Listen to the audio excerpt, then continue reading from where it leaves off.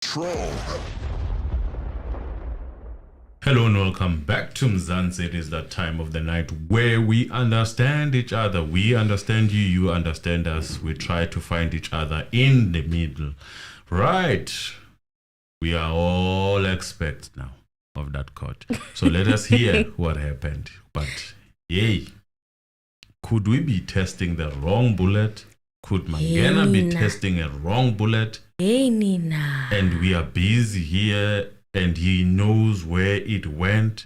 I mean, we're not saying that. It is what was alleged in court. It is an assertion that was put in court by advocate Mnisi, saying that someone might come and the state might call that person to come and testify. But they don't know that that person might say that the bullet was taken out of the door by none other than our beloved Mangena. That is alleged. But let me tell you something. The story is not really a quiet one. I mean, you know, once you call someone we know, and then all of a sudden, the news and everyone start talking about things that are happening in people's life. But the story for another day.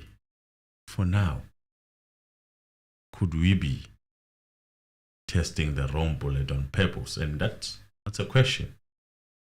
It's a very long question and short. In a nutshell, could we be testing the wrong one?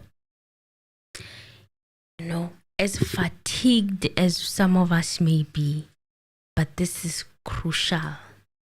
This is a turning point for the defense's case. This is the aspersions that are cast in that courtroom. Hey, every day this is zgaqa, especially when it comes to Mangena, the witness, the ballistic expert. It's like, yo. Not to mention that everything has become so predictable for myself. I don't know about other people. I mean, I predicted. Oh, what? Longwest father. I predicted how it might be said and all that. And then... Did you guys see the videos? Did you see? Like, he said exactly. Where? It was like Mr. Anonymous was a prophetic. You know, it was a prophet. For those who watched, of course, who watched the previous episode or Someone the episode we were talking about. On WhatsApp, I'm like, people are gonna think maybe I was there. Maybe you were there when it happened. You know, it was so prophetic. I was still, you know, giving, you know, people a chance. That's who I am. I give a lot of chances. Yeah. That was spot on prediction, and he just happened to say exactly those words that you said he might utter at the courtroom outside. And I was like, what is happening? Why can't you surprise us for once? Like, they're never gonna surprise shock us. Me. They have become predictable. Mice, the journalists, be like, no comment. No comment. They've become so predictable, and it's even funny because we are not part of how it's going. But it seems as if we almost have a clue of what should be said and how it should be said. You know, when he said that Longwe did not shoot Senzo, and I'm like, do you have to tell us that? The case is sub judice. Can't you just shh? Silence. Just shh. You know what is happening? It's like when you call the name Twala, it's like you're pressing the panic button. Everything now starts. The noise outside the case. I mean, it could be a coincidence. I don't know, but in my own opinion, I'm worried. I'm worried, guys. We are late because I had to try and fix the sound. Oh, yes. So we're working on the sound today, and the headphones, they are on because I have to make sure that, you know, all of you guys can hear me, because yesterday I saw the comments and people are like, no sound, you're so low, sound is so low. So now I have them on, and we were doing a very long sound check just to make sure that each and every one of us is balanced between Mr. Anonymous and I, and you can hear me. Okay. Yeah, and I want to say something. You have one equipment that you need that is probably dead now. I'm not going to say the name, but probably if everything goes well, we need that equipment for you to be audible properly. Okay. Yeah, so there's something that is missing. Those who are willing to help Emily. I'm trying to find Emily's voice. Get me that proper sound, my people like it. Because you know me, I like to talk, but the problem with me is that my voice is very high pitch. So microphones that work for Mr. Anonymous don't necessarily work for me, because my voice is so high. I wish I could speak from a diaphragm and the bass and stuff, but I can't. I'd be so fake if I were to try and do. So that's I'd why, be like, guys, welcome to the show. That's why many people think that I'm sabotaging you. No, he's not sabotaging me. In fact, he's trying his best to accommodate my voice. We're testing different types of equipment. Right now, he's saying that he needs another one. So, for anyone who's willing to help out, hook a sister up, because these equipment, they're giving me stress. I just want to show up and record, okay? I just want to talk to you guys. But without proper sound, it becomes many comments that distract me. So yes, today the ballistic expert, Col Chris Mangena, returned to the stand. Okay, Advocate Baloyi started the proceedings with Mnisi's assertion that Captain Mjali, do you guys remember Captain Mjali, who was very specific about how he stores the firearms in the SAP-13, said that he used his own seal bag for the firearm. Baloyi said that they looked through the record and could not find that part where he said that, in particular, that he used his own seal bags to store the firearms. Mnisi said that he was amazed because the witness was still under cross-examination. What he said, and I quote, he said, "I don't know whether that was an objection or what." The shade had it. I felt pain on Baloyi's behalf when he said that. He said, "I don't know whether this is an objection or what. I don't know. So I am all of a sudden expected to answer to the state. I'm not answerable to the state, my lord," said Advocate Mnisi there. And the judge asked Baloyi why he was making these comments. And Baloyi said that they are elaborating on an objection that they raised yesterday, that they put on record, and that there is no support in the record for the proposition by counsel that Mjali testified that the firearm that was destined for destruction, that he sealed it in a different seal bag than that of Warrant Officer Rulofse. Yeah. So the judge asked for the date where Mjali was testifying, and Advocate Baloyi gave it to be the 24th and the 25th of August 2023. And Baloyi continued to say that he understands that counsel is not answerable to them, but it's a wrong proposition that he is putting to the witness. If he can support that by reference to the relevant passage in the record, then that would be entirely a different matter. So he really wanted Advocate Mnisi to quote or to point them line what of the transcribe or transcription from a particular date. That's what he wants Advocate Mnisi to do, and Advocate Mnisi is not taking kindly to that. He doesn't want to do that. No, he could not do that because it was not there. It's not there where Mjali said he does that. I can also attest to that because I listen most of the time. Oh, you went back. It's not there. What he said is that he would never accept any exhibit that would come with an open or not sealed, and that I can attest to. But there is a second question that Baloyi objected to that Mjali did say. What did he say? When he stood up to object and said, we humbly request that the witness not answer the question because the proposition that is put is wrong. Okay. It's not there. But you'll reach there and I'll tell you that's exactly what I'm talking about. So the judge said that he made a note of Mnisi saying that he is not answerable to the state. Mnisi quoted from, he wasn't specific as to where he was quoting from. It sounded like a rule that he knows. He said proceedings are conducted in terms of the rules of the High Court, and Rule 38 does not make a provision that each time an assertion is made to a witness that it must be cross-referenced to a particular record.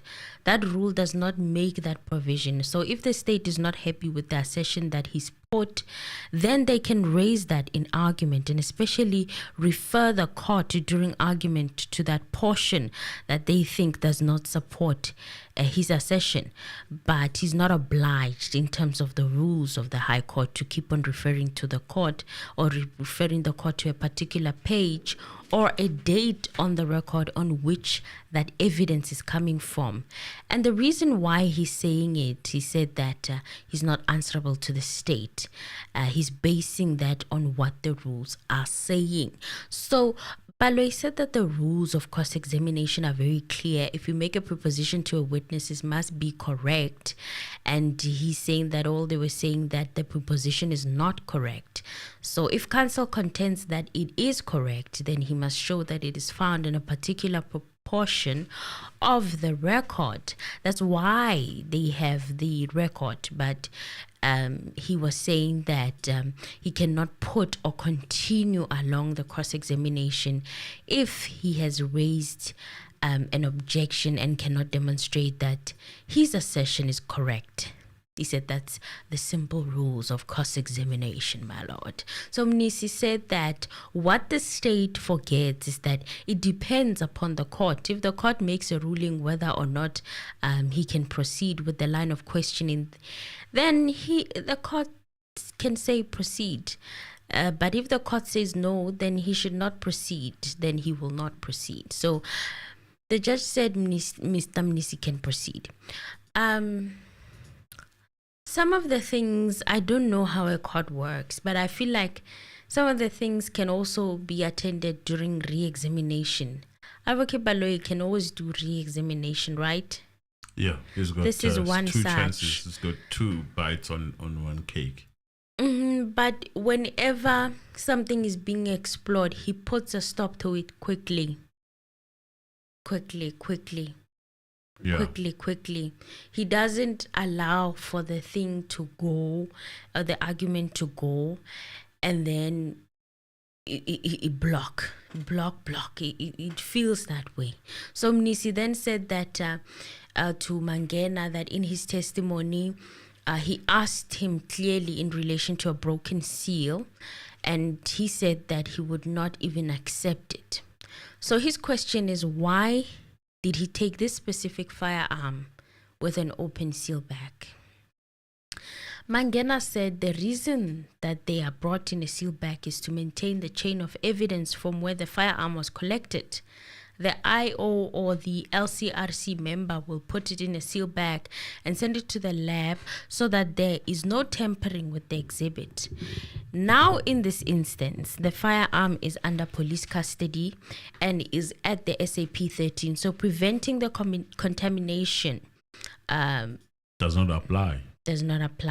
Which is wrong, which is a lie, in my opinion, it's a mess.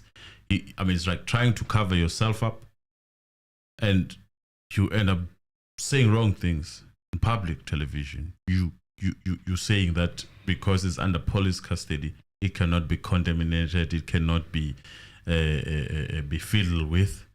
Is that what you're saying? But yet Mjali is saying that the guns at some point they disappear and all those things. He says that I went there to sign for it from the SAP 13. It was not sealed. I signed for it, not sealed. I booked it out. It was not sealed. If the police officer goes to the SAP 13, any other investigating officer, they'll also find that the firearms are not sealed. They will seal it and send it to the lab. So I went and fetched it. Why must I seal it so that I can open it again? If I receive it from the SAP 13, it is not sealed. If they receive it from the SAP 13 also, they're not sealed. They are the ones who seal it. So why would the SAP 13 clerk seal it? I don't see the reason why would they seal those firearms.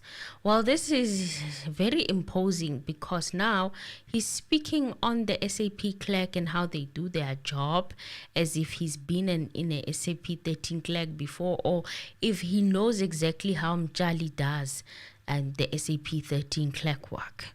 Yeah. And another thing, this insistence that the firearms stay in the SAP 13, not in seal bags. He's insisting that that's how they are, that's how they stay. He doesn't know anything about them staying.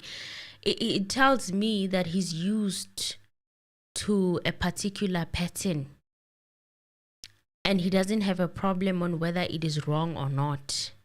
That's what it speaks to right here, that he doesn't care about procedure, and that's concerning. Because his job, it's like he's not supposed to take an exhibit in an open seal bag, or that does not come in a seal bag at all. But here he is going to a lab, fetching a firearm. He finds that it's not closed. He doesn't question. What he wants is the firearm. He just takes the firearms and he goes with it to the lab. And it's like so many protocols are not heeded to when it comes to Mangena. I don't understand this part about him. And when he's found cornered, or he has to take accountability for what could be an improper way of doing things, he now wants to impose himself and speak. He wants to shift the blame to the SAP clerk to say, even though a SAP clerk person testified and said that, no, that's not how it works. He said the keys are on me 24/7. And when I gave them that firearm in the seal bag, it was closed. Did he not say that? Yeah, he did. So now he's casting an aspersion on Mjali to say, no, you gave it to me open. You know, as if he works there.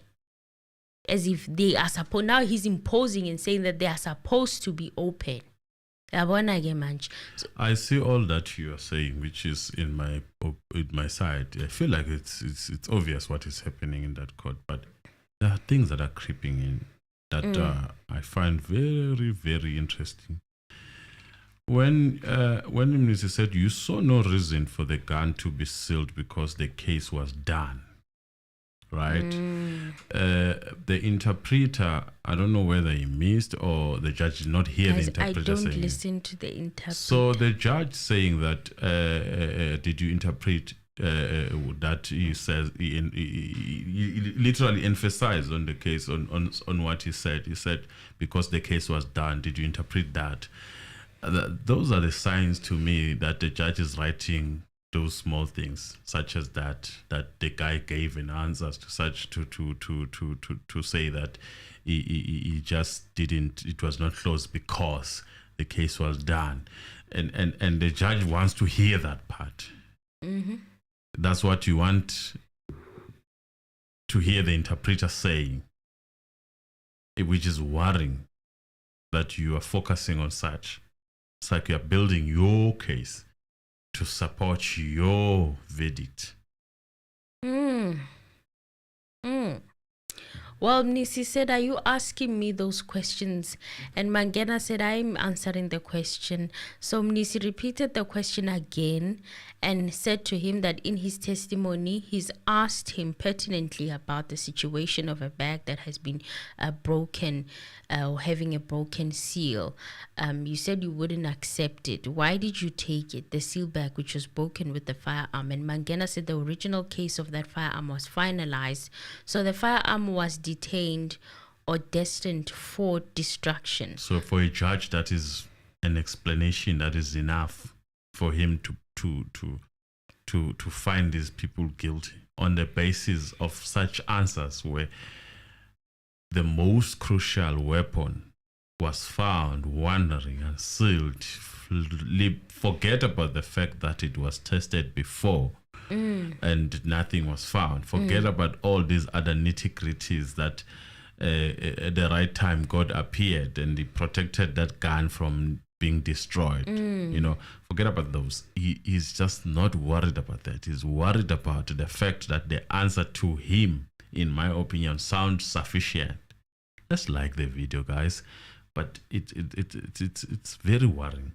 Now Mjali said he would never take any unsealed exhibit, yet Mangena received it unsealed. Baloyi object to that. Baloyi says, objection, my lord. I don't think the witness should answer that, as there are no accords as it doesn't accord with the record, which is a bull, in my opinion.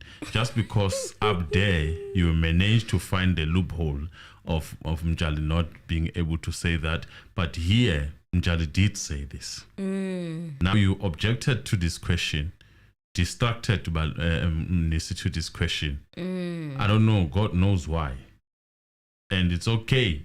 Even the judge that listens is not saying, but that is what he said. He was not really happy. Unfortunately, Mnisi forgot to demonstrate that part because he said he was going to demonstrate. He left it hanging. I'm hoping that someone will pick it up. Those are things that are happening in that court. And also he wasn't really happy about Mjali's testimony. If you go back to it, I remember he was very cold. In my opinion, he wasn't treating Mjali like he would treat the rest of the witnesses. I don't remember that. There are certain witnesses that he just keeps quiet when they're there.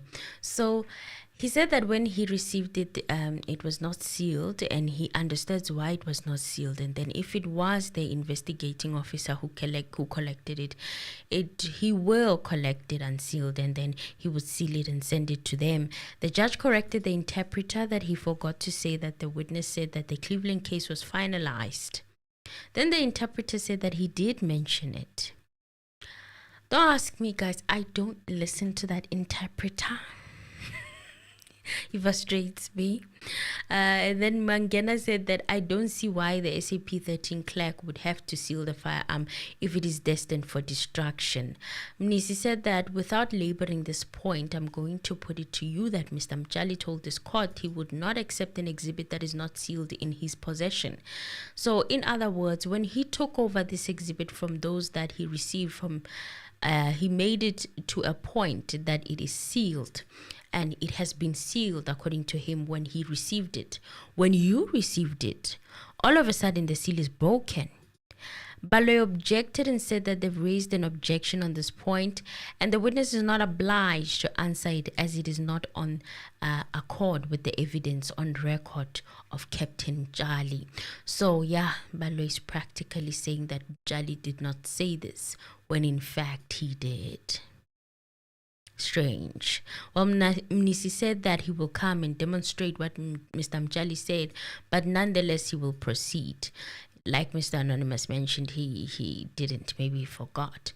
He wanted also to demonstrate that what he was putting to the witness, he's not thumb-sucking it, it's there. That's what Mr. Mjali said. Now Mnisi said, now you said that the reason for the sealing of a bag is because it's to avoid the contamination and tampering.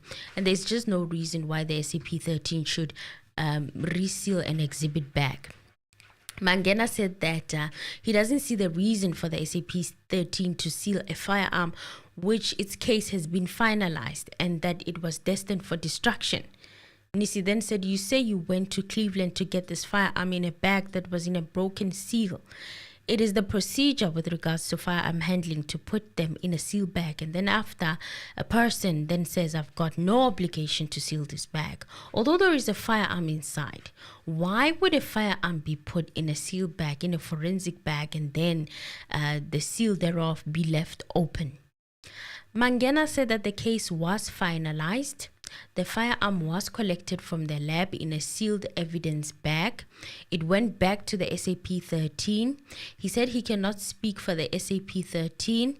It might be because they were changing it from SAP-13, or maybe they were doing an inspection. And he said that if they're doing an inspection of a firearm that is in a sealed bag, the case is finalized. You will open the bag to confirm whether that is the correct firearm. So it might be that they opened the bag because they were doing inspection or something. He said he cannot say why they opened the bag, but yet he speculates. Now, you see, I would have liked a follow-up question here. You say the case was closed, right? Now we are here. There is another case, apparently, for this gun. Now, do you still say the unsealed bag was warranted for? It was okay for this exhibit to stay open, contaminated, or anything could have happened to it? You still say that? Now that you've realized that, okay, let me go test this gun again. How confident were you that you are testing the same barrel on the same gun? How confident were you? Because now we are here. Yesterday, we were demonstrating the markings that were not clear. You even said that the markings were not clear. He did. So today, it's useless. It can stay unsealed if that's how police practices. And then later on, it becomes a tool that can take someone to jail for life. What do you say to that? Was this the best practice of the police to leave it unsealed? Was it the best practice for you as a ballistic to still consider it an evidence after you find out that this someone else that you don't even know what interest he had on this case had access to it and he left it open? Well, Mnisi said that is the point. You don't know who opened the bag. You don't know why it was broken. What happened after the seal was broken. You don't know all these things. And Mnisi say, you say maybe. You can't speak for them. You also don't know what happened. Your answer is speculative hypothesis. Is that not so? And Mangena said, but the question asked to me is, why did I receive it in an open seal bag? I don't know who opened the bag and the reason why they opened the bag. It's not only that, it's why did you still further continue using it without knowing what happened to it? Who opened the bag and why? Why did you break all the rules of ballistics department? You went and fetched a gun that find that this gun was actually on an unsealed bag. And Mjali insists that it was not. You were saying that it was open. Somewhere in between that, something was changed with this firearm. My opinion. Somewhere in between that exchange. You would not be wrong after laying such basis to actually say that. It will not be wrong. Then Mnisi said that is the point. You don't know who opened the bag. You don't know why the bag was sealed or it was broken, how the firearm was handled immediately after the seal was broken. All those things, you don't know them, not so. And Mangena said that's correct. He doesn't know how it was opened. And Mnisi said, and you also don't know in whose arms this firearm landed after the seal bag was broken. And Mangena said he doesn't know. Mnisi then said, now against this background that you do not know, would you say that the sanctity of the preservation of this firearm was guaranteed or was preserved? The sanity, is it a sanity or sanctity? Sanctity, okay. And Mangena said, "My lord, the case of this firearm was finalized. There was no need for the chain of that firearm to be kept." And Mnisi said, "That is not my question. You said you don't know why it was broken. As a ballistic expert, would you stand there with a straight face and say that the sanctity was clear or was still clear?" Mangena said he does not know. Mnisi then asked him what is the procedure of receiving an exhibit, and Mangena said that they bring it in an exhibit bag, maybe by the LCRC. They then book it in and take it to the exhibit section. And Mnisi said when exhibits are brought to the ballistic section, somebody bringing them, what is the procedure? And Mangena said that when the exhibits are brought to the lab, either by the IO or the LCRC, they will bring them in a sealed evidence bag, and they book them at the case reception where they receive the firearm or exhibits. They book it in the system and it stays there. Then they send it to the section where it's going. So Mnisi then asked him, upon arrival of the reception of the forensic laboratory, what is it that is being done to acknowledge the receipt of this firearm? What shows that the firearm has been handed in? And Mangena said the IO will receive a slip to show that the exhibit has been received. So Mnisi then told him that you went to Cleveland police station to collect that firearm. Did you follow that procedure? And Mangena said that, my lord, it's a different case. It's not brought by the investigator. Its case was finalized. There was no reason for me to follow that procedure, to book it in and book it out again. It was not registered as a new case because I was already handling the case. But here's the thing, that firearm was not affiliated with this particular case. Mangena is the one who linked it, right? He took it under Cleveland CAS. Because later on we also find that it under 636. No. Took it under Cleveland case. And now he's creating this confusion also, because when you look at it also later on, they talk about IBIS and how the original investigators, Bumasondo, ran a test with the 636 case in the IBIS system, and they did not find a match. And then, however many years later, Mangena is now running to Cleveland to go save this gun. It's the same procedure, same modus operandi. It's the same thing. Ndanzi is taken back to his place to look for a jacket that is 5 years or so old. And then they find ammunition there, right? In a black plastic bag. Yes. And then accused number 1 is taken to his house after being arrested wherever he was, on the corner of Tembisa, wherever he was. And then they take him. After that, they come back and say, because he said he could not go with the shoes and Brentwood, and they find bullets, mysteriously, in my opinion. Now Mangena, mysteriously, he saves a gun that was going for destruction. This case is a case of miracles. If you ask me, it's a case of miracles. There is like miracles after miracles after miracles. You arrest people for different cases. They end up talking about 636. You take the gun out for Cleveland case that has been closed. God knows why you took it under Cleveland case, because it was closed and the person was arrested. Only you know, Mangena, why you did that. Well, Mnisi said that you have just mentioned that the case was finalized, it was closed, it was assigned for destruction. Then you stumble across something that you wanted to match with the firearm. So the firearm, when it went out to the lab, it was on the understanding that the case, it was initially brought to the lab, it was finalized. So when it had to come for the second time, it had to come as a new exhibit. And Mangena said that when he went to fetch it, the firearm was at the lab.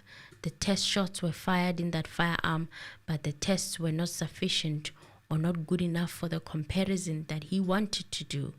Then he went to fetch it at Cleveland. He said he went to fetch it under the same case number of Cleveland, and he came back with it still in his custody, not sent by anybody, but still in his custody. But why though? Why? You were shooting tests. What were you using to shoot tests before you get a hold of this Cleveland gun? What tests is he talking about that he shot? Now Mangena young data guys sometimes. He tested the guy. That's what he says, right? But how did he test it before having it? He only had bullets, that's what he says. And then he used the system. I think he was there on the scene, so he might. No, he did not test it. He tested the bullet against other. On the system, right. And then, person of interest, I don't know how. Maybe they're going to say because of the confession. But the confession is not clear as to who shot who. It's not clear. It talks about a lot of people, different people that are not even there. God knows where they are. Their names are being mentioned there. Two different stories. Then Mnisi, but sir, he said, not so that an instrument that gets into the premises of the forensic science laboratory, the lab needs to account through the administrative section that these are the types of instruments that are in their possession at a specific time or at a particular time. Should that not be the case? And Mangena said, no, my lord. If there was new case register under it, then it would have been expected for him to hand it in through that process. But there was no new case opened on that case. I'm not so a police. What he's police, literally admitting to is that he took this firearm from the Cleveland police station, went with it to the lab without even registering in the lab that he's entering a new firearm. The extremes that these people go to. A doctor would go to an extreme of from being a dentist to a general doctor. And then, there's a lot of things that these people do. I mean, they move around with the witnesses. The accused, buy them cases. This case is a mockery of our system, if you ask me. It is nothing other than a mockery of our system. However you look at it, however you decide to be naive, however you decide to be angry with people who are criminals, some of them, you feel like, okay, it serves them right. It does not give any justice other than double punishment to people who are already serving sentences. More so about accused number 2, 3, and 4. 3, 4, and 5. So it's a double jeopardy that is unnecessary, that is uncalled for, because these people are not, in my opinion, even part of this thing. They find themselves here because they are in a compromised position. Some of them, they are already there, in my opinion. Yes, they are already inside. So Mnisi then said, I would not want to labor this point, sir. I leave it for argument, but I'm putting it to you that the procedure you followed as an expert on the acquisition of the firearm from Cleveland on the premises of the Forensic Science Lab Ballistics Section thereof was very irregular. And Mangena said that it was not irregular. It was regular because the firearm was there and all we needed to do was fire tests. Mnisi said that he requested the state to assist him with a technician who uploads photos on the system so that they are beamed in court. And he also indicated the format that he needed for the photos to be uploaded in. He wanted them side by side. Well, the issues of the beaming of the pictures now began. Baloyi said that he could use Colonel Mhlahlo's photos, and they also had the Mangena's photos, and he said that those are the ones that he wanted. He said that it was not indicated to him that it could be done by the state, but there's a technician who said that it would take less than 5 minutes. I remember there was a particular time that he wanted this done, and he was asking if Sibanda could do it, and Sibanda said no, he can't do it. So now he was requesting for the very same thing to be done, and turns out the technician is like, that's not even rocket science, it can be done. But I don't understand why Advocate Baloyi and the state in particular are dragging their feet when it came to the beaming of the pictures. Did you see how long, how tedious that became? It is. Maybe there is something to it that Mnisi was mentioning. Maybe they saw where he was going. In my opinion, maybe they had anticipated. When it was time to upload the photos, Baloyi was saying now the laptop was frozen. And Mnisi said that there was a discrepancy. The copy he had was commissioned by Solomon K. Mudisani on the 5th of November 2015, while the copy that Nxumalo had was commissioned by somebody different on a different date in 2017. These were the photo albums and the affidavit, I think, of Mangena. He wanted the state to explain which copy needed to be used. Baloyi said that they had the affidavit of Colonel Mangena, and he insisted that all council had the same exhibit. Mnisi should proceed on the one he has. And Mnisi wanted the state to explain that discrepancy of the different dates. Baloyi looked at it, and after he was done, he said that it is exactly the same exhibit, the same photo that he thinks might have happened is the last page. I mean, Ramosepele's face when all of this was going on, I don't know how many of you noticed that. It was like he was surprised, shocked. Well, he said a difference could have been, or a different copy could have been attached, but the two documents are similar. Okay, and Mangena explained that there were two different teams that were investigating this. The original one was the one that was signed on the 5th of November 2014, that was in the docket. Okay, at some stage of the investigating officer came to the office and they requested for it. He said it's in the docket, and they said that they did not have that docket. And then he said, can you just give us another statement? And then Mangena took it upon himself to prepare another statement, And the 5th of November 2015, then the second one was done later on, I think in 2017. And they were insisting that it was exactly the same document. This got me puzzled. You are saying a second statement was prepared, and it is exactly the same as the previous one? That's what they said. The only difference is the last page where it was commissioned. You did not record anything anywhere, but you just managed to bring back everything as it is, like you are some sort of a computer. This puzzled me. It is. I know they are trying to say it's the same stuff, and the ignorance of the judge when it comes to such things. Someone tells you, I'm bringing everything as it is. He was so quiet. In fact, if he looked irritated to it's address like it's the same thing. It's the same thing. Yeah. Yo, guys. Hi. The things that we are seeing in that court, I've never seen them. They are scary. Guys, 448 people, 192 likes. Well, Baloyi said that he would give Nxumalo his own copy. And then he actually took the copy that Nxumalo had with the 2017 date. Mnisi said that, no, that's not how it works. He wanted to know exactly what happened. And he said if it needs to be, there should be a trial within a trial in respect of this document. Yes, that's how things are. We have two documents of one person who are commissioned in different days.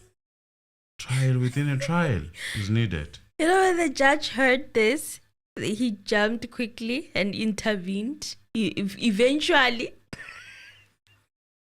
he asked Mnisi which document he received, and Mnisi was like, the 5th of November 2014. It was commissioned by Captain C. Mangena, and Colonel Mangena confirmed that that was him. Another one was commissioned on the 5th of July 2017. The state had taken that document. The deponent was Colonel Mangena, and Baloyi insisted that it was the same, or the only difference was the commissioning part. And the judge just took Baloyi's word for it and said it's one document. As usual, that's Baloyi, what he says. He checked it. He said he checked it. Thank you very much for your donation. We appreciate you. Thank you. Maybe Thank this you, will T. work Brown towards Skin. getting Emily's stuff. Yes, I need sound. I need proper sound, okay? So the initial one was not traceable at this stage, and he said Mnisi can cross-examine on both documents because the witness is here. So Mnisi requested a side-by-side beaming of the pictures. After the short adjournment, the IT expert, turns out, was able to place the photos side by side as Mnisi wanted, and they were beamed in court. And the two sets of the bullet damage on the door were beamed in court to Mnisi's satisfaction.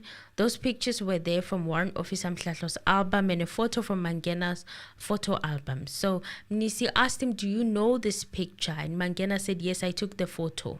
So Warrant Officer Mhlahlo took his picture, or this picture, and you also arrived, allowed them to finish their work, then you took your own pictures. And Mangena said that's correct. Mhlahlo told the court that she was with the provincial task team, and when they arrived at the scene, they don't interfere with it until they take photos.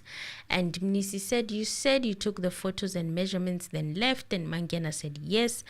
And Mnisi said, I also asked Mhlahlo about this, and she said she cannot comment on your pictures. She would rather comment on her pictures, not yours. One has to be sincere that they say photos don't lie unless they're being manipulated, but I gave cause to believe they were not. Mnisi said, let us try to identify the difference between these pictures. Do you see any difference? And Mangena said the only difference here that he saw was the splinters. They were there on the picture, and on the other picture they were not there. So Mnisi then said, you are saying that the only difference on Mhlahlo's photo is the splinters are visible, and yours, they are not visible. Hlehle, thank you very much. Thank you, Hlehle. Thank you.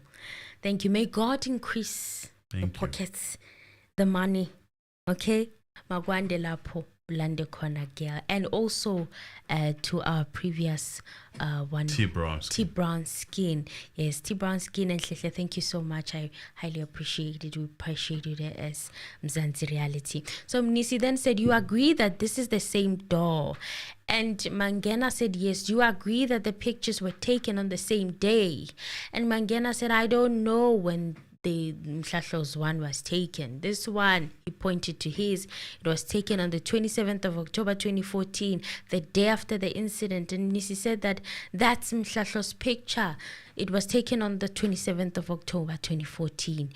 And he said you found her there, and Mangena said that's correct. Would you agree that the probable cause of the difference between the two pictures is that someone may have removed the splinters? Mangena said that he cannot rule out the possibility that also those splinters are very loose. When you close the door hard, they may have fallen. What an excuse. Then Mnisi then says, strange that more than 12 hours after the incident, Mhlahlo takes pictures and those splinters are there. You come and take pictures and the splinters are not there. And Mangena said, my lord, I am not denying that possibility, but there is also a possibility that they could have fallen while the door is closed. And you didn't find them down. Your assumptions are so crazy to an extent that even you yourself don't believe them. There's nothing supporting that. As a ballistic expert, a person who takes physical evidence, you giving your opinion on the basis that they were removed, yet you also don't want to say the place was contaminated. Which one is which? Did you take that bullet? That's the question. Mangena, you are very sus. This is very sus. And it's crazy that we are not expected to say anything. But this is very suspicious. It's very sus. It's suspicious. Mnisi said, I am going to be brutally honest here. The reason why there are no splinters on the photos you took is what a witness will come and tell the court, that you found an exhibit and you did not disclose. The reason why there are no splinters there is because you explored that door, which enabled you to take those splinters. Mr. Anonymous, zikhipani ngomangena. Zikhipani ngampela ngomangena, Mr. Anonymous. There's nothing to say than what Mnisi has put in as a theory. So it seems like Mangena may have taken those splinters, allegedly. Allegedly. He may have taken them. Because Mnisi now was saying him that, you know what, you removed the exhibit. And Mangena said the same bullet that hit the door, hit the deceased. And when it hit the door, it was not damaged. If I removed any bullet fragment from this damaged area while Mhlahlo examined it, I took the pictures. Why is it not visible there? Because there's no sign of the bullet fragment. And Mnisi said a state witness will come and dispute that. If there was a bullet, why is there no bullet fragment? Mangena asked. If you look at both pictures, they are the same. There's no ricocheting. Yes. Ricocheting of the bullet. Yes. Ricocheting it from the body of the deceased to the door, to the top of the kitchen counter. That's what Mnisi is saying. So that bullet that was found there by the next day by the special Mhlahlo is or could be planted. That's what, the fixer issue. Yes, Lord. The fixer level type of things, I've watched that thing and I thought you could only watch it if it is true what is said, the assertion that is put there. They are at the fixer level. Well, Mnisi said that the witness will tell the court that you explored the door and were looking for something. Bebefuna something is what he said. And Baloy rise and said, my lord, we don't know why he says the state will call a witness. Is he saying that as a matter of fact, we've already told the court who the remaining witnesses are? Why are they the judge? They want to know this witness. They always are interested in knowing these people. They want to know this witness. The word they are going to be called is not enough. They want to know them. They want to know them. They must know them. They must announce that so it's so and so. But why though? I have an idea who it is. Are you going to give them clues? No, I'm not. Because most of the time when I guess correct. But I have an idea who it is.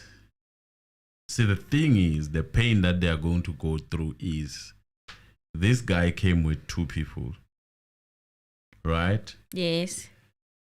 And now they have to second guess those people. Then there is an investigator at the time. But if you use an elimination method, there is one key thing that was said in what Mnisi has put as an assertion that excludes certain people or excludes certain person. Then you are left with one person that today was called twice. But I'll not say it. I'll not say it because if I say it, I'm afraid I might be closer to the truth. Mangena said that he doesn't know who that witness is because Bona, they don't allow anybody to get into the scene when they process it. So Mnisi then said the state witness appears twice on the state's witness list.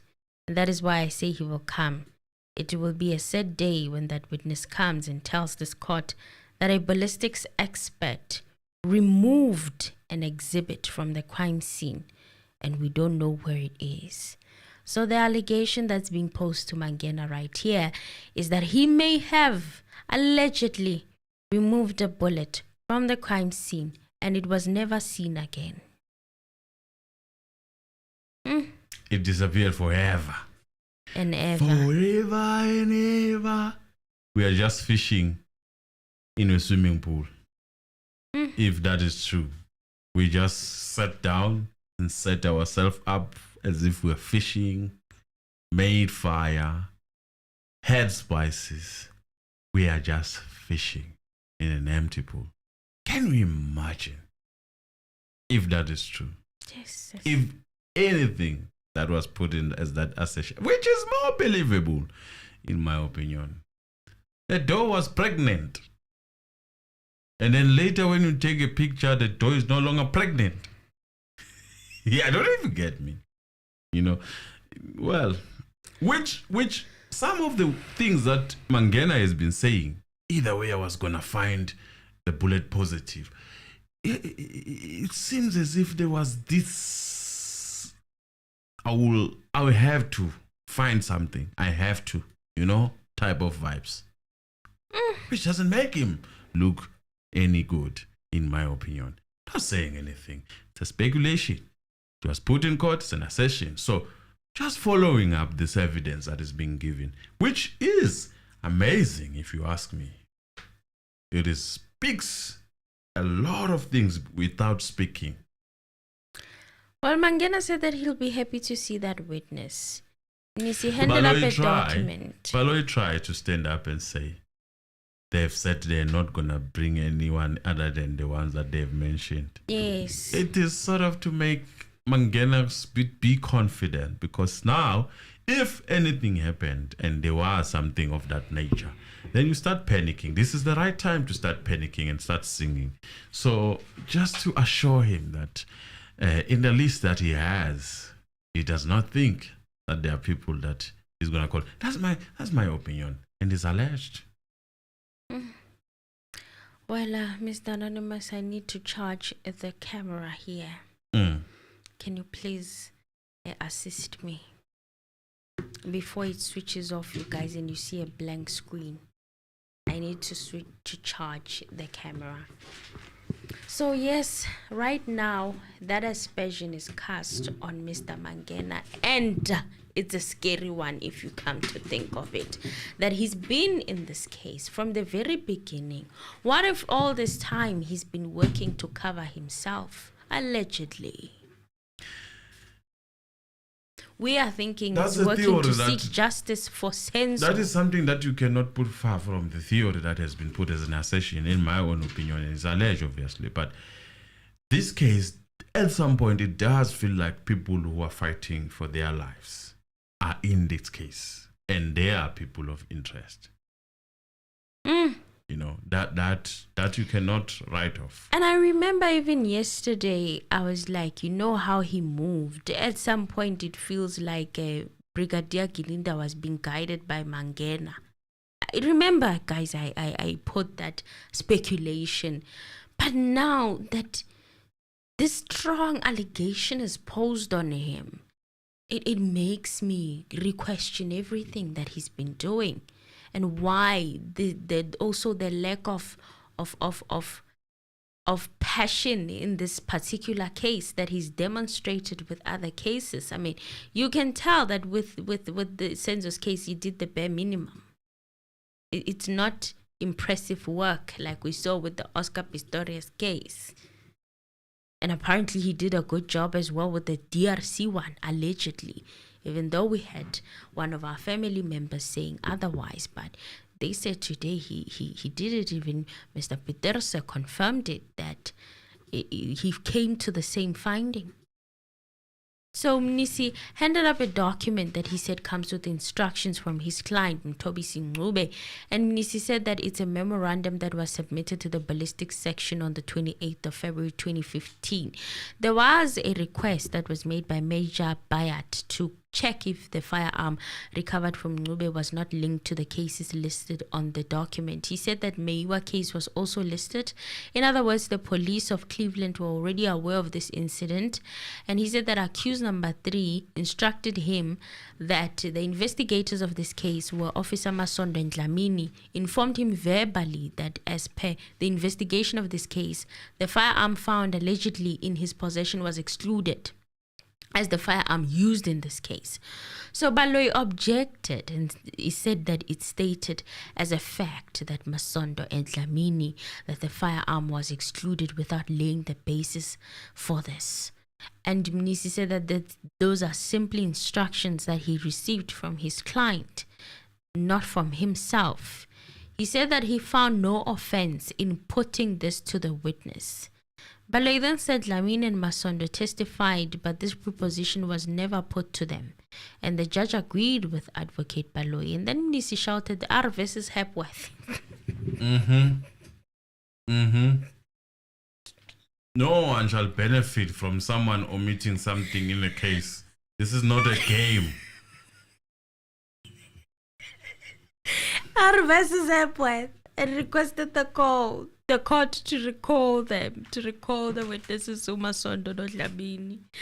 And Mnisi said that it does not mean that if the preposition was not put, then it can't be put. He said that they are going to make an application for the state to recall them.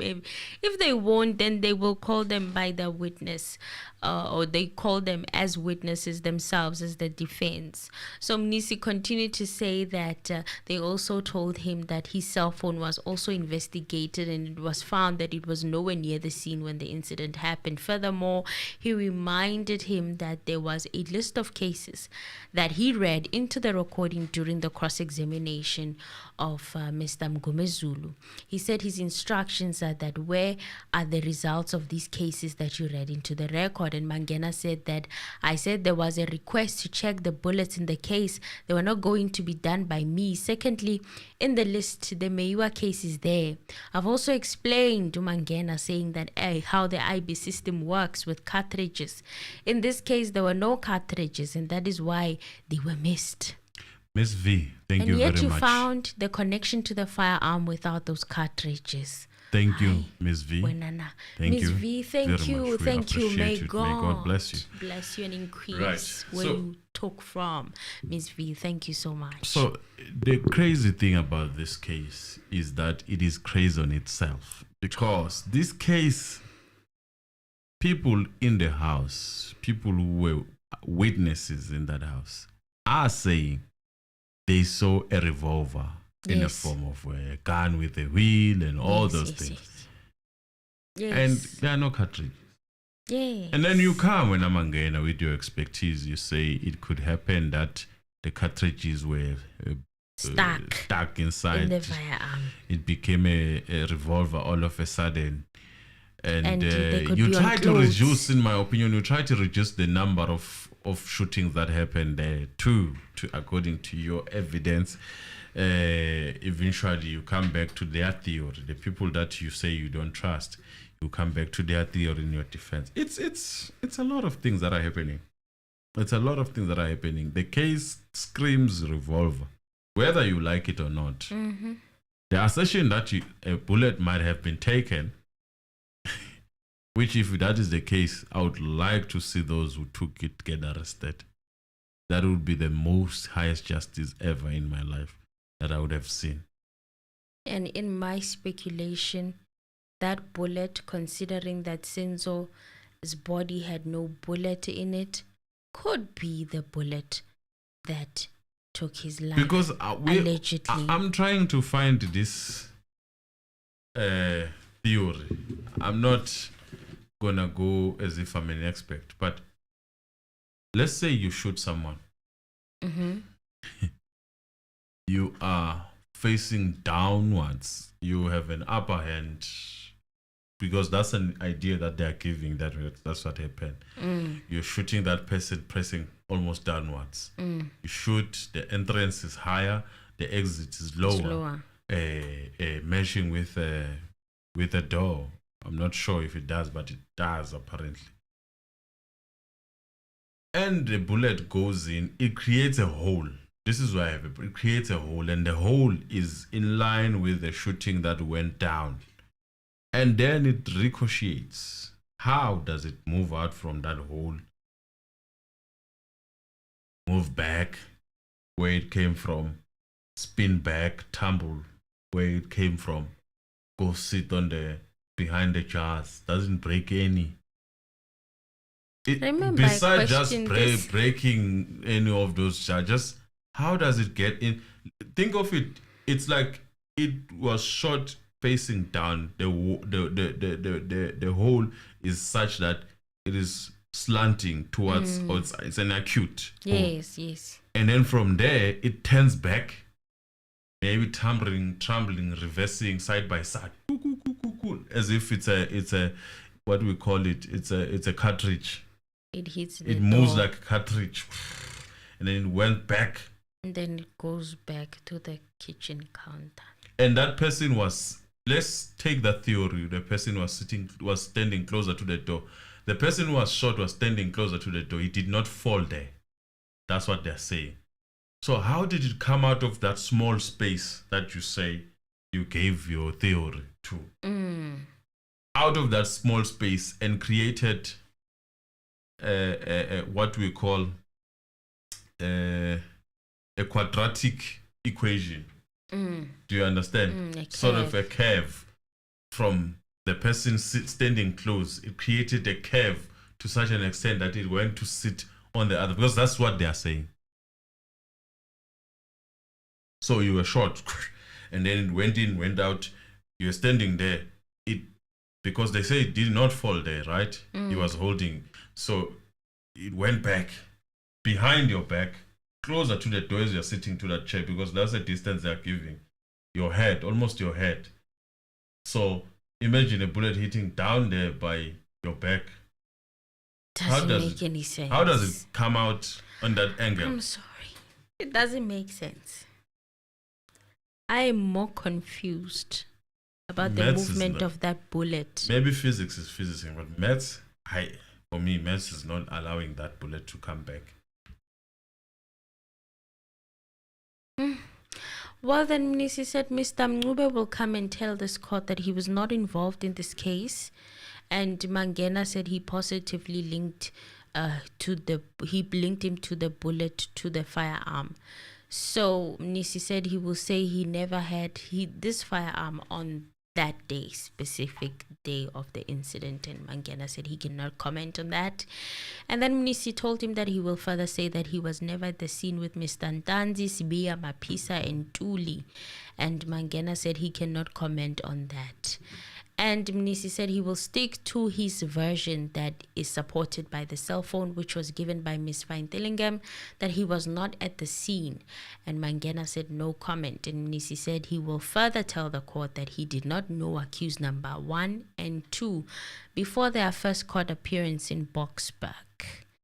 So Mnisi told Mangena to have a bright future and wrapped up his cross-examination. Advocate Zitulele Nxumalo started with his cross-examination, and he started off by asking him, before this case, did you know our ballistics expert? And Mangena said yes, surprisingly. I was like, oh, so you guys know each other. This is about to be interesting. And Nxumalo said when, and Mangena said that he was not sure, but he found him in the ballistics section. Okay, he started in 1995. So he's saying that Mr. Pieterse found him working at the ballistics section, and they started working there in 1995. And he doesn't remember when exactly he came there. So Mr. Anonymous, this is very interesting. And Nxumalo said, is it correct that you told this court that you did a case in the DRC involving the Minister of Transport and you found that the wounds were self-inflicted? And Mangena said, yes. Nxumalo said, were you the only expert that came from South Africa? Mangena said, from the ballistics, yes, he was alone, and asked if he knew any other independent experts. And Mangena said that Mr. Dave Pieterse came after he compiled his report. And Ngumalo said that he was told that he also went there. Mr. Peterson, he came to the same conclusion as the report of Mr. Mangena. And he said that I know that he came to the same conclusion. Ngumalo then said, I'm instructed by Mr. Dave that he never worked on your report. He worked on his own and made his own conclusion. And Mangena said that I know he went there to do a verification and came to the same conclusion. And Ngumalo said, I'm told he didn't work on your report. He did his own investigation.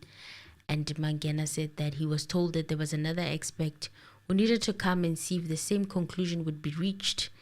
He said that he never saw your report, Ngumalo emphasized. And Mangena said, I know my report was there with them to confirm my findings. This guy did not want to be associated, in my opinion. It seems as if he doesn't like this guy. He doesn't not like him. Or he can see that the ship is sinking and he just don't want to be affiliated. Also, the defense advocate does not want to be associated with him. But he just said that to say, I have looked at the work that you have. I have worked on something that you have worked on too. We have agreed before. I did not see your work. So these differences that we might have now do not mean that I have a personal vendetta with you. I am just doing my job. The job that you should have done, in my opinion, I do not see any matchings here. That's what the guy is going to say. So that put by Ngumalo, it was sort of discarding that thing of saying, hey, this one hates me. Maybe we work together. Maybe he hates me because of 1, 2, 3, whatever. God knows what happened before they go when they are separate ways. The guy is saying, I have done the work, the same work that you have done. I've come to the same conclusion, and you are attesting to that I did go to that side. Thank you very much. But now we are on a different side. I'm sitting this side and I'm against what you are saying, because it's not the work that we were taught according to this expert that is coming. Please like the video, guys. Please like the videos, push it to 300, 350 if it's possible. 268 is almost making it difficult for the morning gang. The morning gangs will always come with 1,000, but please, guys, let us just like the video, guys. Them. Like the video. Okay, press the like and button. And watch the ads, guys. Yes, as please. You can hear, we are missing some equipment. Can contribute anyway. That's watching the ads, watching the video, liking the video, doing all these things. That's part of contributing. And thank you very much for people like myself. Sound. Yes. My sound has been in shambles over the last couple of years. Well, Ngumalo then said, you also said you worked on the Marikana case. And Mangena said, no, I did not work on the Marikana case. Ngumalo said, moved to the photo album compiled by Constable Musia. And Ngumalo asked for the picture of the head and the crutch that it be beamed in court. And he asked him that when you arrived at the scene, did you see the bullet jacket on the 27th of October 2014? And Mangena said that when he arrived at the crime scene, crime scene management were processing the scene and he did not see it. Is it correct that you took your measurements at the scene? And Mangena said that's correct. Ngumalo moved to Mangena's affidavit now, and he said to him that the bullet fired 90 degrees. Do you remember how far the bullet was from the cupboard? Mangena said that it was close. Do you think that answer is good enough? I just felt like something is missing with this answer. It was close. Close is not enough. What do you mean it was close? Then what is interesting for me is how they are avoiding the issue of hand. Was it the left hander or right hand? In my opinion, it was a left hand person. Why are you saying left hand? Why? If you look at that hole, it is closer to the wall on the door. On the door, yes. The one on the door. So it was a left hand person, in my opinion. That's my opinion. Because it was not, if it was a right hand, it would go towards the window. And he didn't want to answer that. Yes, because I'm not sure. We need to check those people who in the house. Who was the left hand? Yes, please. Uh-huh. And Ngumalo then said, is it correct you didn't take the measurements from the bullet hole to the cupboard? And Mangena said, from the door. And Ngumalo said, from the point to the cupboards. Mangena said, no, he did not. Ngumalo said, were you able to tell which hand was used to fire the gun? And Mangena said he couldn't tell because he didn't know which direction the person was facing. Ngumalo then said you looked at the shot that was fired straight down and it was a circular hole. And if someone was close, they would be hit by the bullet fragment. Mangena said, yes, I did say it was possible. Ngumalo asked him, are you able to say how far the person would need to be for the person to be hit?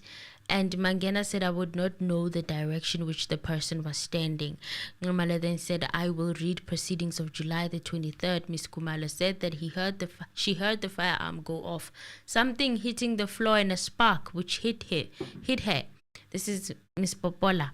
And he said, we know as a result of that she got injured, but I want to know what would be the possibility of her identifying the person who fired the shot. Mangena said that it puts her in the vicinity, but he can't say if she would be able to identify the person. So after the long adjournment, Mangena described the firearm as a 9mm Parabellum CZ model 75.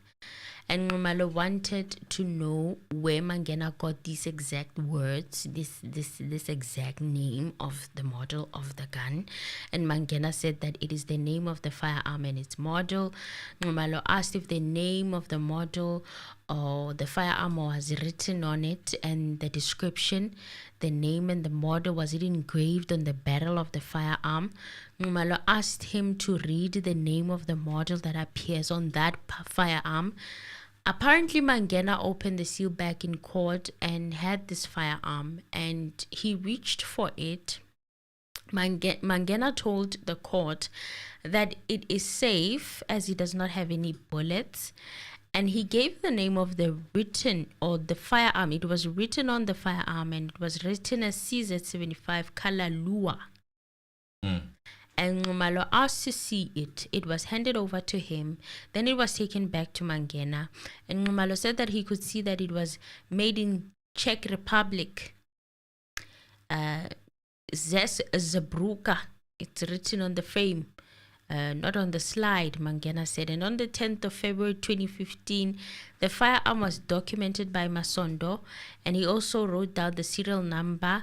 No, he didn't write the serial number. The serial number was off. That's what he wrote. Serial number off. And Ngumalo said that the firearm that you received, is this the same firearm that Masondo captured in the CP13? And Mangena said it's the same pistol. Ngumalo then said, does it eject cartridges? Mangena said, yes, it's a pistol. It ejects cartridges with every shot you fire. And Ngumalo asked him which side. And Mangena said the right-hand side. And Ngumalo said, is it your evidence that cartridge cases were not found? And Mangena said, that's correct. You said one of the reasons would be that the firearm could not eject cartridges, number one, because of the struggle. Number two, and Mangena said, yes, if the slide is disturbed, then it won't be able to eject cartridges. But you said also it won't be able to shoot after that, right?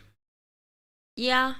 Then how come were there more than one shots fired? If then that is the case, Senzo will be alive, because you assume the second shot is the one that took Senzo. He said the second scenario that he gave is that the empty cartridges would be attached to the clothes of the persons that were nearby the scene when the shots were fired. Mangena also said that's also a possibility. Mangena confirmed that he said the first shot that was fired was at 90 degrees to the floor. He also confirmed that when the shot was fired, the 9mm pistol would eject cartridges, and the possibility of the cartridges falling to the floor cannot be ruled out. And Ngumalo said, can you rule out the possibility of someone contaminating the scene, that someone can take the empty cartridges in the kitchen floor. And Mangena said that he could not rule out that possibility. So Nxumalo then asked him, what is a high velocity firearm? And Mangena said that mostly it's rifles. You're looking at the speed of your bullet. With a pistol, you're looking at between 350 to 380 meters per second. So with a rifle, it's between 700 and over 900 meters per second. With this speed, obviously, you can tell that the wounds are different. Some are bigger, some are smaller than others, depending on the firearm that is being used, right? So Nxumalo then said, I'd refer to the training that you received from the forensic science laboratory. Part of the training you received was the wounding effect that the bullet has on the tissue, the effect the bullet has on the target, and the effect the target has on the bullet. And Mangena said that's correct. That is part of the terminal ballistics. Nxumalo asked him, when the bullet hit the door, how does it affect the integrity of the door? And Mangena said, if the door is closed, you are hitting it at the direction of 90 degrees. There's a possibility that the bullet will penetrate the door. But in the instance where you are shooting at the door at an angle, there's a possibility that your bullet will deflect. It will not exit outside. And Nxumalo asked him, is that the physical evidence that you have that the shot was fired at an angle? And Mangena said the bullet perforated the deceased's body and then it hit the door at an angle. It was not at a 90 degrees, but it was at an angle. It finally deflected towards the back of the door. So Nxumalo then asked him, from where the deceased was standing, you said the door was slightly opened. So how far was the deceased standing from the door? Were you able to measure that?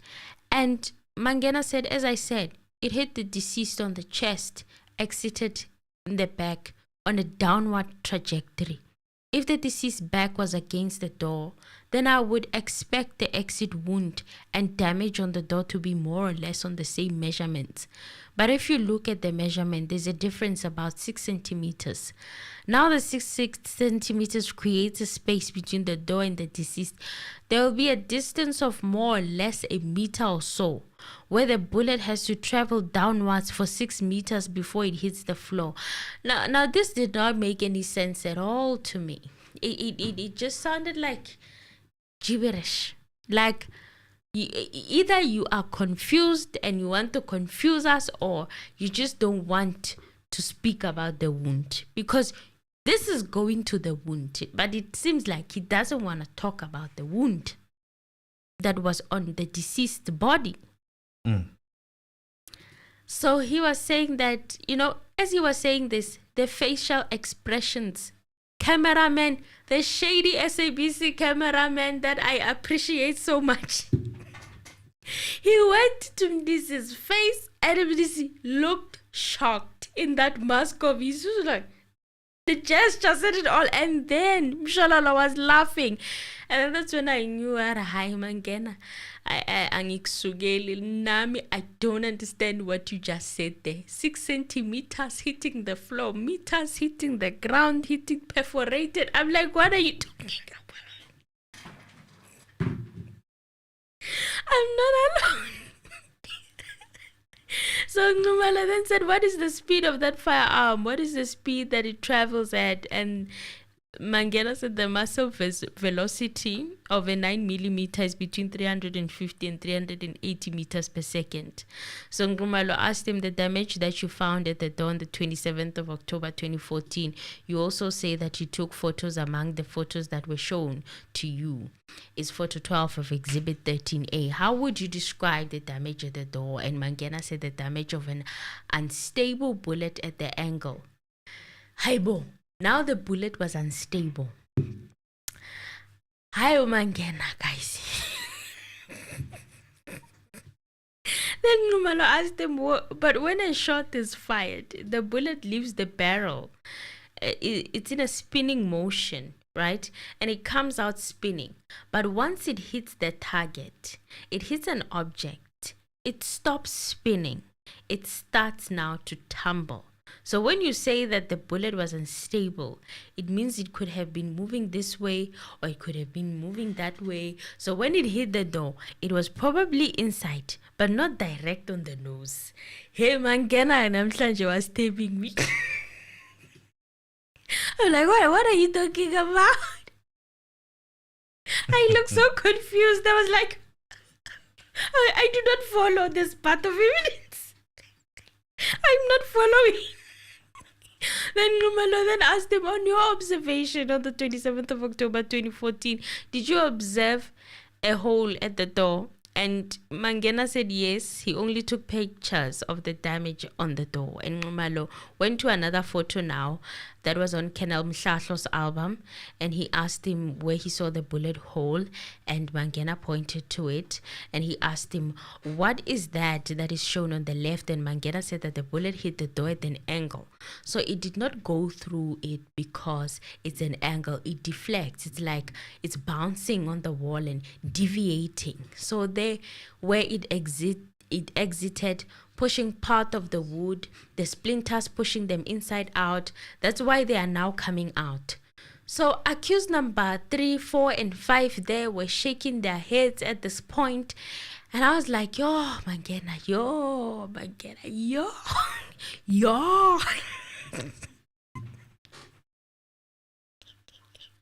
These are people, excuse me, but they have experience with firearms. You know what I'm saying, Mr. And what Mangena was saying, they found it laughable.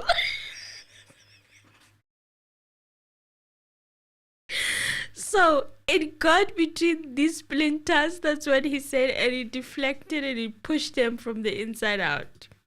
So Ngumalo then asked him, on the 26th of October 2014, Constable Musia visited the crime scene and he gave the description of .82 as the bullet hole, and Mangena said it is the same as the photo that he took. So Ngumalo then said to him, you told this court that Captain Bentley is the one who asked you to attend the crime scene. And in the affidavit of Captain Bentley, he said a decision was taken during the briefing to investigate the scene as if no investigation was done. So during the first walk through the scene, the Captain Masumbuka indicated the base on the kitchen floor where a bullet point was discovered and collected by Constable Musia. He further indicated to me a bullet hole on the inside of the kitchen door. When you are there at the scene, were you shown by Captain Bentley this bullet hole that was on the door? And Mangena said, that's correct, my lord. But under cross-examination, or is it me, Mr. Anonymous? Did he not say that he's the one who found the bullet hole by the kitchen door on him by himself? Yeah, he said that. So then Mbalo said on the 17th of August 2023, when Constable Musia was cross-examined by his colleague, Mr. Ramasepili, he said the following, and I quote, he said, I checked on the floor where I noticed the bullet hole. I also checked the door as well, and I realized that the bullet did not exit the door, and I thought to myself, perhaps it had fallen between the layers of the door, but I did not find the bullet. He further said that it's correct that he assumed that the bullet went through and fed through the distinct of the panels of the door. Ngumalo asked him, when you observed the damage, which you refer to as a hole, was there any indication that the bullet went through and it could have fallen between the panels of the door from your observation?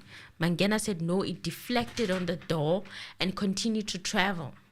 So Ngumalo asked him, you also told this court that you don't know this witness or this police officer, Mutwedi. Mangena said he did not know him.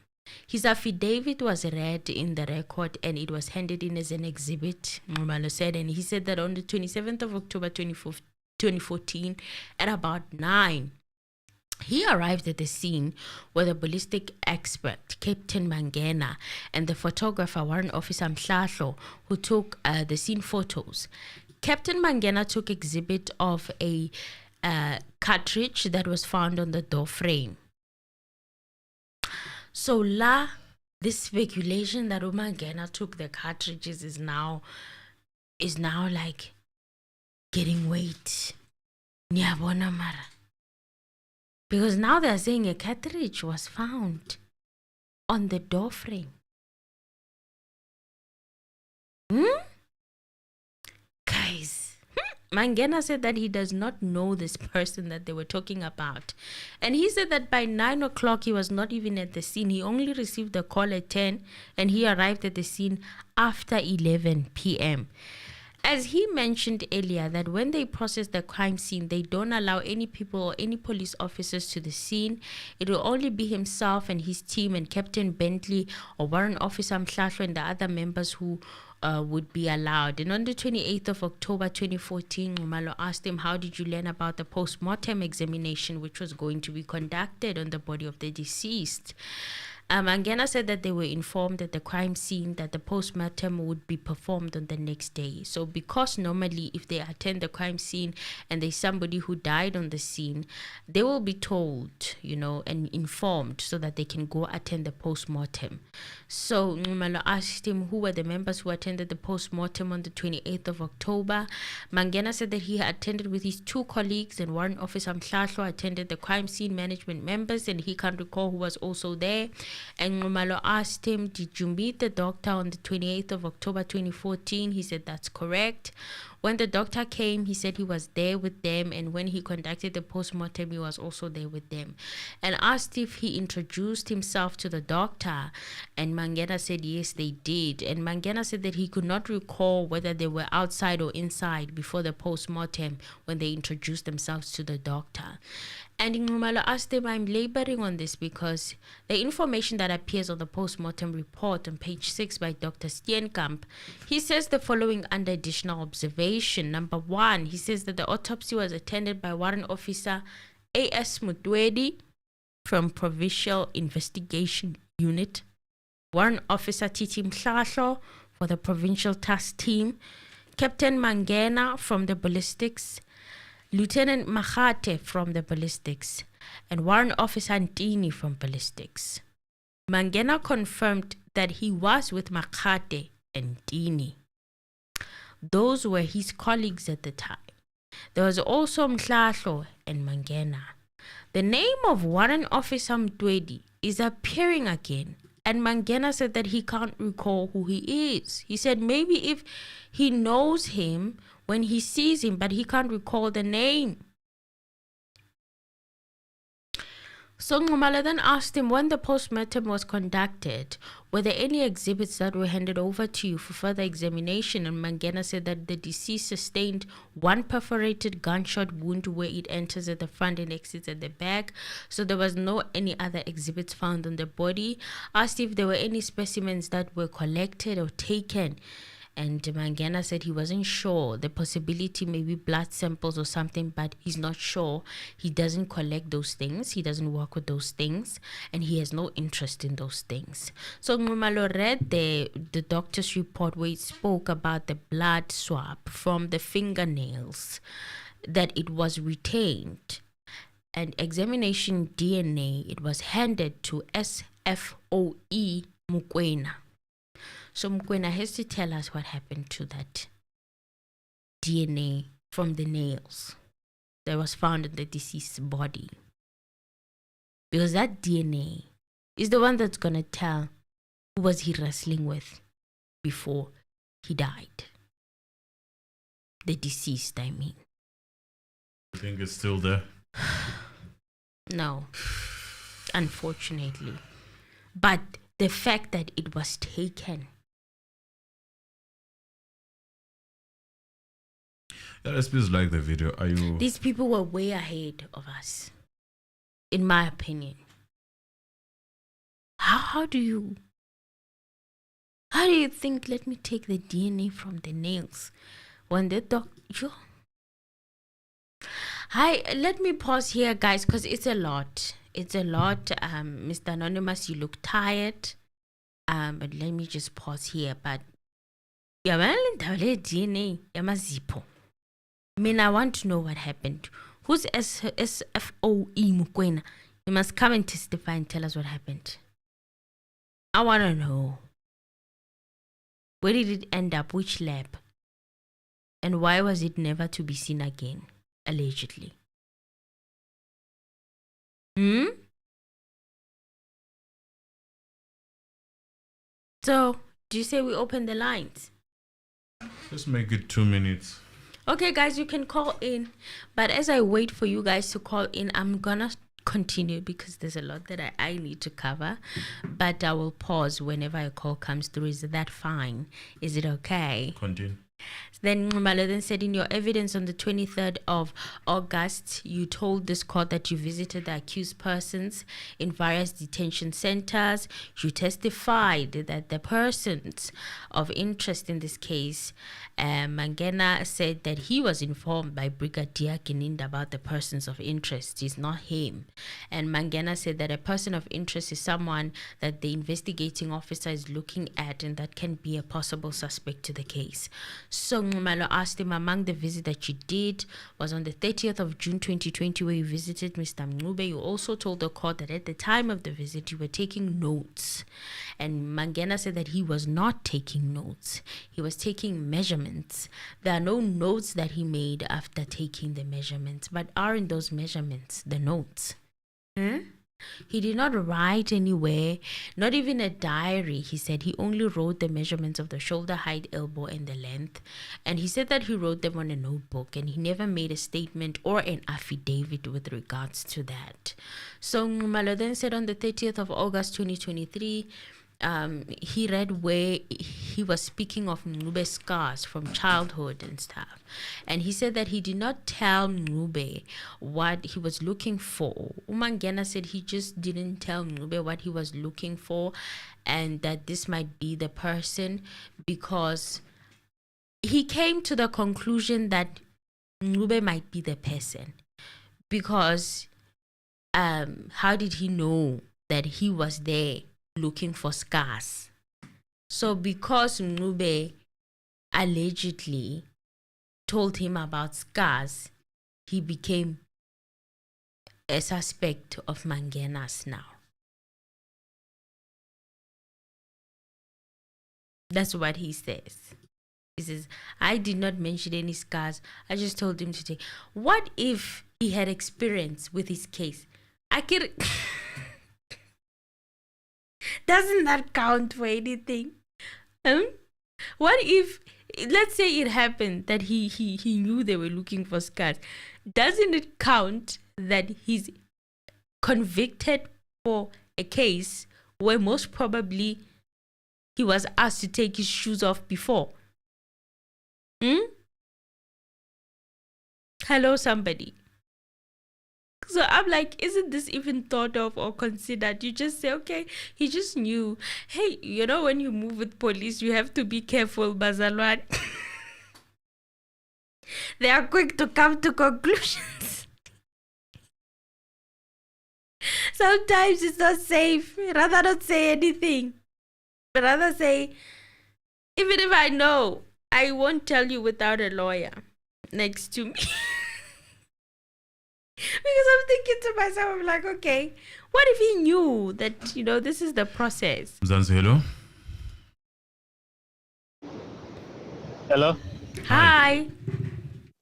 Yes, I am Lee. Hello. Yes, how are you? How is Mr. Anodi? All good. All good. Thank you, guys. I'm so happy. I'm one of the morning gang. Thank Luckily you. today I'm working, I'm driving, I'm on the road. I'm Okay. so glad to put in my word there. It's been a long time. I wish always I can put a word, but then I'll be listening in the morning. Thank you. Thank you so much. Hey guys, Mina Nkiwa by the old man. Hey. When's I don't in? know how long this man has been here. Not once has he ever asked a single question that gives the defense the benefit of the doubt on one single thing. Not once. And then Mangena says things, you can tell that the lines that are there are not lining. Mangena gives answers angazwakaliyo, but then still he just keeps quiet and lets it go like that. Yes. I don't know. I He's would too like quiet. to allege. He was too quiet yesterday. Too quiet. I was like, yeah. I do think that he is from another secret society, allegedly. Because how can you be so heartless? I mean, from Bomkhane, Indaba, yokufa kwemoto lapha eAlbertini, all those things, they just go past his head. Guys, no, man. Ibuhlungu lento, and then those guys, I was in prison, I think 2 years ago, just unfortunately so. And the situation that I saw there, and ubone some old man, because that man is our father when we look at him. Ngokobuntu bethu as abantu. So just tell me, if you can see such an old man seeing the truth and choosing to ignore the truth. Yeah, it's in like a discard. There's one big question that I wished Mr. Mnisi could ask Mangena. Uguti, why is it that when I ask a question about something that is clear, the fact that there was tampering of the scene, why are you devious in your answers? Why? What interest do you have within this thing? Because you are an expert and you just have to sit on the fence. Why is it that you can't give a clear answer? Because he was asked, do you rule out the fact that there could be? Mnisi didn't say there is tampering. There could be. Do you rule out that fact? He can't answer. Utena sperm was in the plastic. I need to sing a part of my boys. So, but already if sperm was plastic in sing a part of my boys always. So now why are you saying, Guti, this one was within the police station, so even if it was unsealed, but who seals the guns? It's the police. Yeah, we have a long way, guys. Thanks very much. I'm so glad to put in my word today. Thank you so much, guys. Thank you. You are doing a very good job. Please, guys, keep it up. Thank you. Thank you so I've put in my like as well. Thank you. Bye-bye. Thank you very much. Don't forget to like, okay? We appreciate those likes. Okay. We want them. We want more and more and more of them, guys. So never be discouraged. Just press the like button. Yes. Are you done? I'm done. Right, Nolkanyo Ngao, thank you very much for being with us, Laura. Nola, thank you for being with us. Mzansi, hello. 2 minutes, guys. Make it 2 minutes. Mzansi, hello. I'm Mzansi Reality. Good morning. How are you? Hi, how are you? I'm all right. Thank you. Thanks for taking my call. Yes. Mr. Ano and Emily, I had actually something that was just triggering in my head. You know, when Mangena does the crime scene reconstruction, Yes. and he tells us the bullet fired through from the chest front and it went down and then it hit the door. Yeah. Emily, I think the 6 millimeter that Mangena was explaining was just the board was not totally against the door. Yeah. It was a little bit inside. So there would be a small difference between where it came out and where it hit the door. So that I understand. But one thing that I fail to understand in that whole thing, man, is if the bullet comes off from the back, man, I expect blood, man, to be splatting on the door.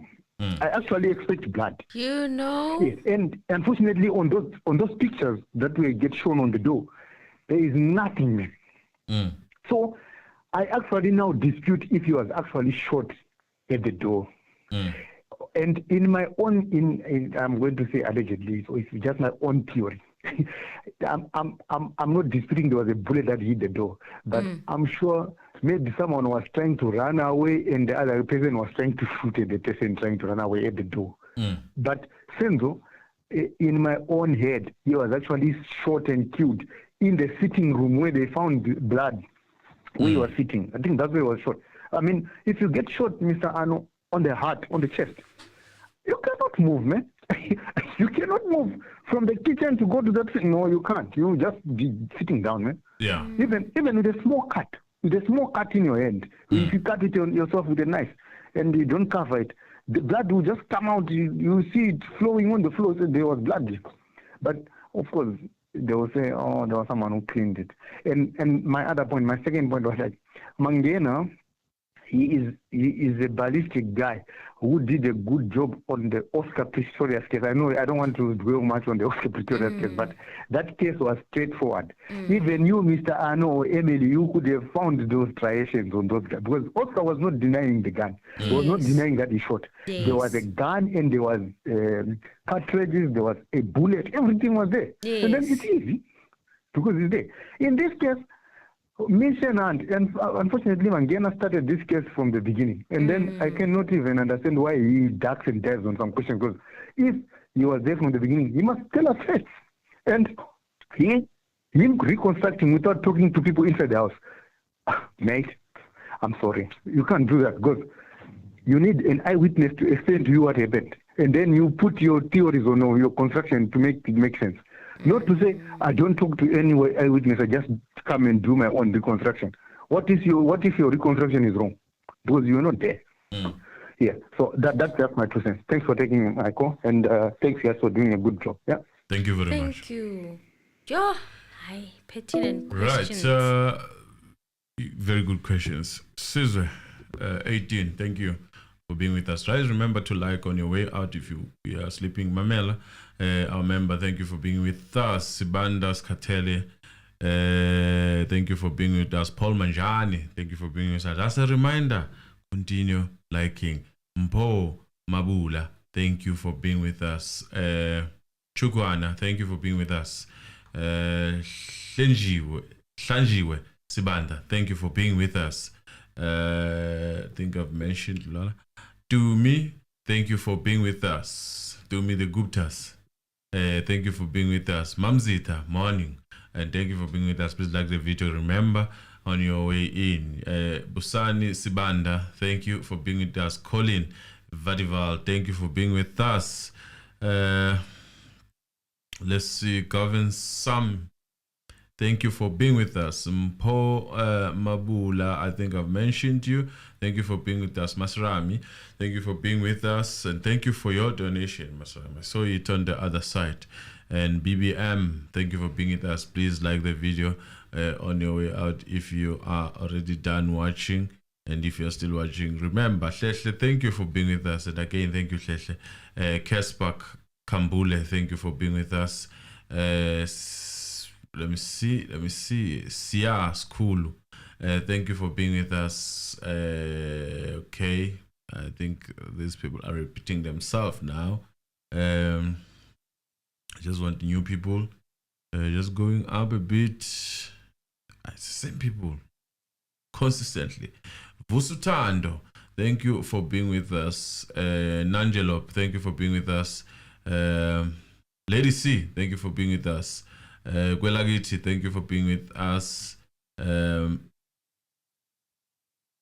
Mashishiwane, thank you for being with us. Michelle Lee, thank you for being with us. It's been a while since I mentioned you, Michelle Lee. Noma, thank you for being with us. Nzombane, thank you for being with us. Who am I missing? Yeah, what am I missing here? Miss V, thank you again for your donation, and thank you for being with us. Please continue, guys, to like the video.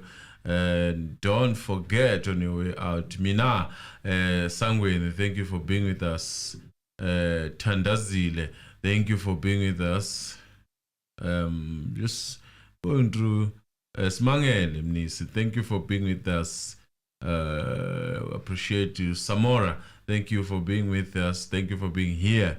And in your way out, remember to do the right thing. Let's see, who else am I missing? And again, thank you, T Brownskin. Thank you for your generous donation, and thank you for being with us.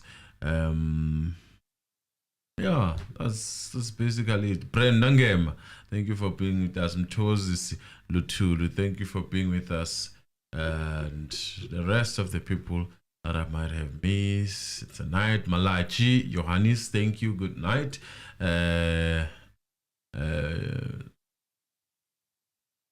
Mr. Anonymous marking the register. Mpo Mabula, thank you for saying that. Yes, I'm marking the register, recognizing the people that are recognizing us. Yes, Sizwe, good night. Lola, thank you. Good night. Nangelo, thank you for being with us. And then thank you. I've said it again. Tandazile, Lady C, Nolukanyo Ngau. Fam, thank you very much. Colin Valival, Jafet Kuli. Why never checked where Senzo was laying down by the couch? I think that deviated everything. Nisto MP, thank you for the recap. Thank you, Nisto. This name, Pretty Boy Rio, I think. Thank you for being with us. I'm not sure if I read it right. It's written in mathematics. Nangelop is here. Chuku Anabai. Just marking everyone. Yeah, I've marked everyone. If I missed you, Michelle Lee. Thank you. Tafa Atwa. Yes, thank you for being with Isaac Ntapo. Yes. Mr. Nice Guy. Interesting facts. Thank you for being with us. Younger Jwabule. Thank you, our member. Thank you very much, guys. On your way out, mark the register on the liking side and do interact with those adverts. I know they are irritating. Please. Thank you. Bye, guys.